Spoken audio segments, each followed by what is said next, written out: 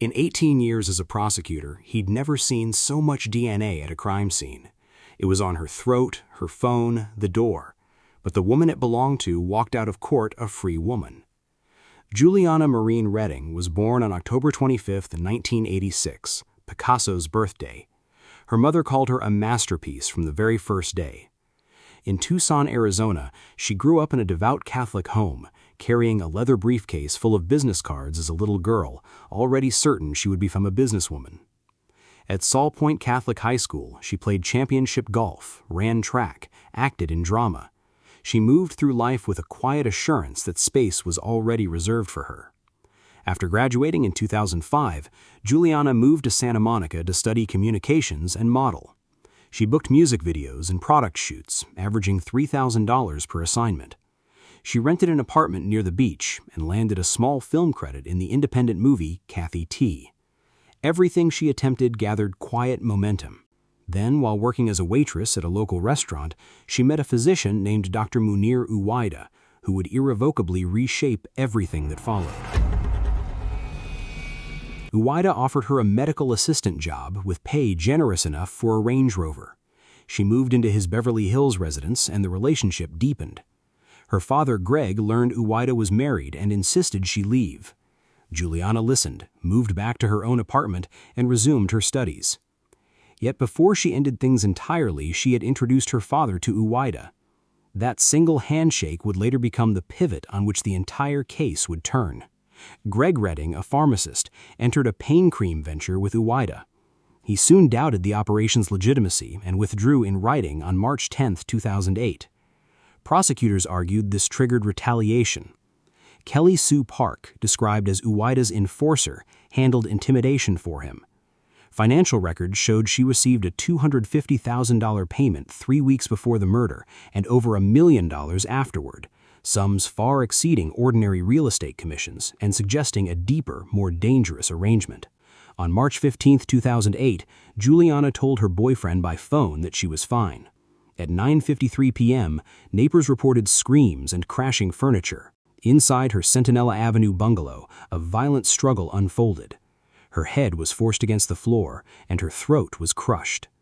Investigators later recovered her DNA from under her own fingernails. She had clawed desperately at her attacker's hands, still fighting for her life. A 911 call was attempted but cut off before it could connect. After she died, someone turned on the gas stove and placed a lit decorative candle on the coffee table. Natural gas slowly filled the apartment, meant to build and ignite, obliterating all evidence. The building's old ventilation prevented an explosion. The next day, her mother's Patricia's repeated calls prompted police to check the bungalow. Officers found the front door unlocked, the heavy odor of gas, and that candle still flickering. In the back bedroom, they discovered Juliana's body.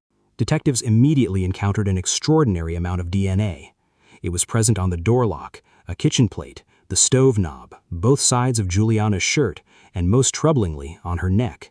Veteran prosecutor Alan Jackson remarked that in 18 years he had never seen this much DNA. Phone records revealed the cut-off emergency call. Juliana's boyfriend was questioned and cleared. 40 acquaintances were tested without a match. The investigators then pivoted to individuals connected to Uwaida's medical enterprise. Detective Karen Thompson, who never left the case, finally matched the unknown DNA profile to Kelly Sue Park. Her genetic material was on the gas knob, Juliana's cell phone, and her neck. The financial records reinforced the connection. Park was paid $250,000 weeks before the killing and over $1 million afterward. Sums far exceeding ordinary real estate commissions and suggesting a deeper, more dangerous arrangement. On May 1, 2013, the trial opened. Prosecutors argued Park was sent to intimidate Greg Redding through his daughter. The confrontation escalated, and she strangled Juliana with her bare hands. The defense stressed reasonable doubt, questioning whether Park, at 5'10", could physically overpower a fiercely struggling young woman alone. Critically, the judge barred any mention of Uwaida's alleged orchestration. In June, the jury returned not guilty verdicts on all murder counts. The courtroom erupted. Juliana's family walked out without legal accountability.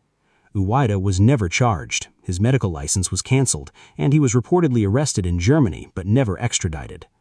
Park was later indicted in a massive insurance fraud scheme. yet double jeopardy prevented a retrial for the murder.